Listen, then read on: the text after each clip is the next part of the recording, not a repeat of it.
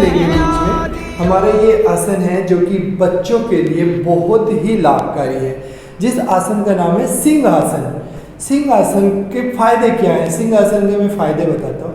सबसे पहले जो बच्चे पूरी तरह से साफ तरीके से बोल नहीं पाते हैं उनके लिए बहुत ही लाभकारी है और बहुत ही अच्छा है। हमारे पूरे शरीर में सर्कुलेशन को तेज करता है, ऊर्जा को बढ़ाता है, हमारे शरीर की सुंदरता बढ़ाता है, शरीर में तेज लाता है। ये सभी कर सकते हैं, बूढ़े, जवान और बच्चे, जिससे कि हमारे शरीर का तेज और जो ग्लो जिसे हम कहते हैं हमारे शरीर में और भी बढ़ सके और सुंदरता हमारे शरीर में आ सके। और बाल, नाक, आँख, कान को हमारे जितने भी बीमारी हैं उनको ठीक करता है। तो इसको हम करेंगे कैसे?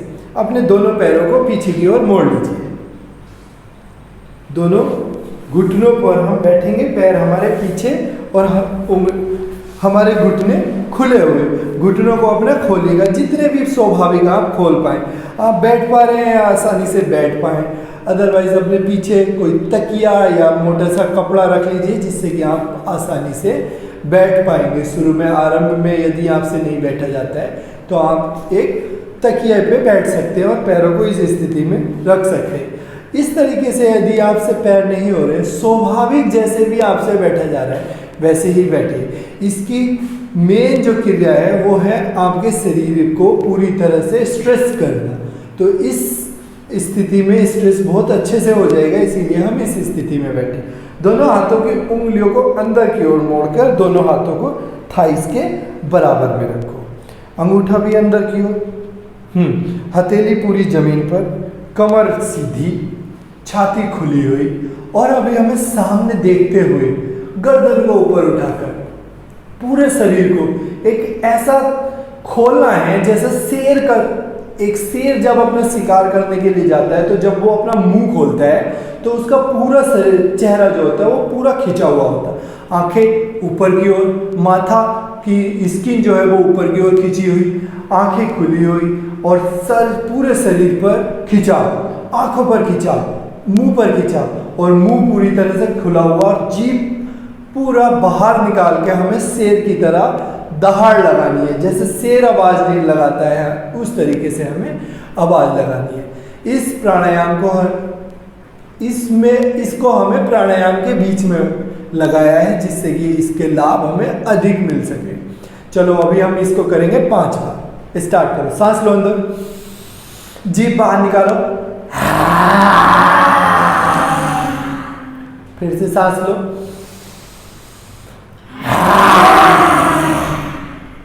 फिर से सांस लो,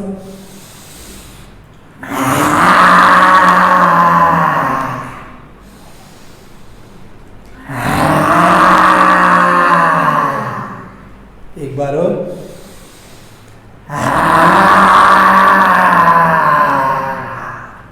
दोनों हथेली आपस में मलो,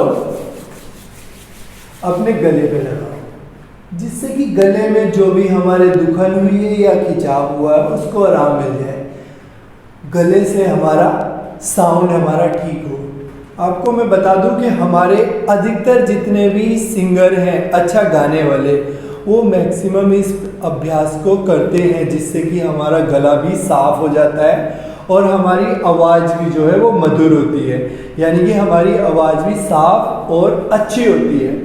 जो लोग तेज आवाज़ निकालते हैं या जिन लोगों की आवाज़ कम निकल पाती है उनकी आवाज़ भी सामान्य होती है और हमेशा ही हम मधुर बोलते हैं। तो ये आसन जो है बहुत ही अच्छा आसन है, इसको हमें सभी बच्चों को कराना चाहिए। गले से संबंधित रोग डॉक्टर की सलाह से ही कराएं जिनके गले में कुछ रोग हो।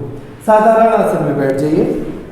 बात के हम 2 प्राणायाम करेंगे जो कि अत्यंत ही लाभकारी हैं बच्चों के लिए, हमारे पूरे शरीर की समस्त बीमारियों में काम करते हैं और बच्चों की स्मरण शक्ति बहुत ही बढ़ाते हैं। और बच्चों को मैं बताना चाहूँगा कि जिस समय आपके एग्ज़ाम चल रहे हो, आप एग्ज़ाम के समय इस प्राणायाम को 10 मिनट प्रतिदिन करो।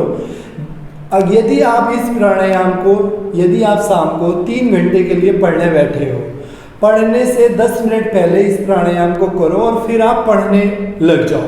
याद करो कुछ भी सब्जेक्ट, जो भी आप क्वेश्चन आंसर याद करोगे उनको आप 90 से 95% अपनी स्मरण शक्ति में स्टोर कर पाओगे और वो लंबे समय तक आपको याद रहेंगे इन प्राणायाम के द्वारा। अब हम इन प्राणायाम को करेंगे कैसे। प्राणायाम का नाम है भ्रामरी प्राणायाम और उद्रगीत प्राणायाम।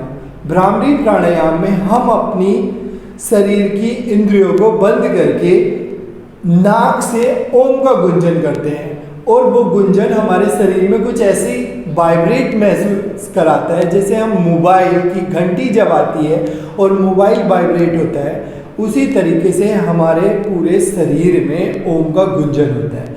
ओम हमेशा ही हमारे नाभि से जनरेट होकर वाइब्रेशन बनाता है जो हमारे मस्तिष्क तक पहुंचती है और मस्तिष्क में सारी नस नाड़ियों को खोलते हैं, तेजी से ब्लड सर्कुलेशन को पहुंचाता है। तो अभी हम इसको 10 बार ओम का गुंजन करेंगे। दोनों अंगूठों से कान बाहर की ओर बंद करके और आराम से अपनी आँखों को बंद कर लेंगे उंगलियों के द्वारा और लंबा गहरा सांस लेंगे और नाक से हम सांस का उच्चारण करेंगे। चलिए आरंभ कीजिए।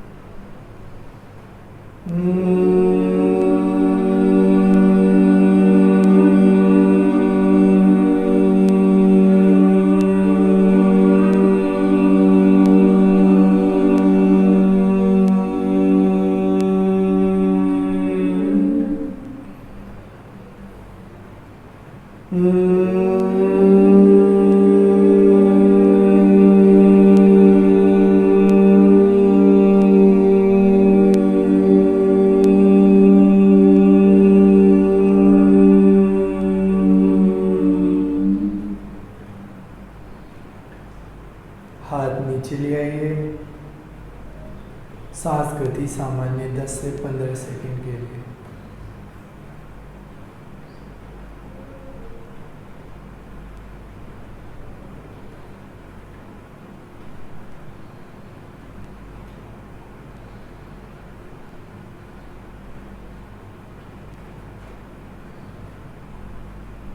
दूसरा प्राणायाम हम करेंगे उद्रगीत प्राणायाम। ओम का उच्चारण, लंबा गहरा सांस लेंगे। अब हम मुंह से ओम बोलेंगे और ओम के 2 भाग होंगे। पहले मुंह खोल के ओ बोलना है और जब आधा सांस बाहर आ जाए फिर हमें होठों को बंद करके नाक से माँ बोलना है, यानी कि ओम। माँ का साउंड 50% हमें ओ का साउंड निकालना है। चलिए सांस लीजिए।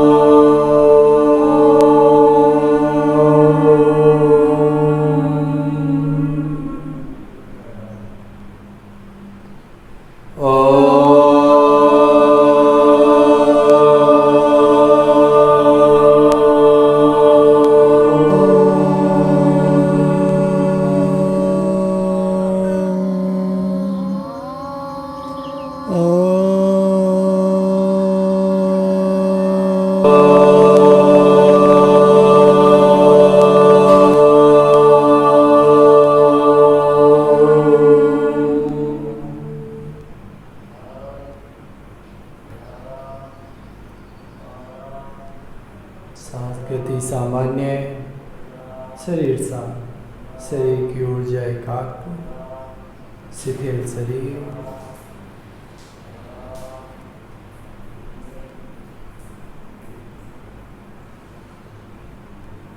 धीरे से अपनी आंखें खोलिए। दोनों हथेली मस्तिष्क पे लगाइए, सर पे लगाइए। शरीर में ऊर्जा, मस्तिष्क का विकास, मस्तिष्क शांत, और मन ही मन आप जो भी जिस लाभ के लिए भी ये प्राणायाम आपने किए हैं उनको मन में दोहराइए कि वो सारी बीमारियां आपकी दूर हो जाए, उन प्राणायामों का लाभ आपको मिले। धीरे से आंखें खोलिए, हाथ दोनों सामने करते हुए। सभी लोगों का धन्यवाद। Thank you.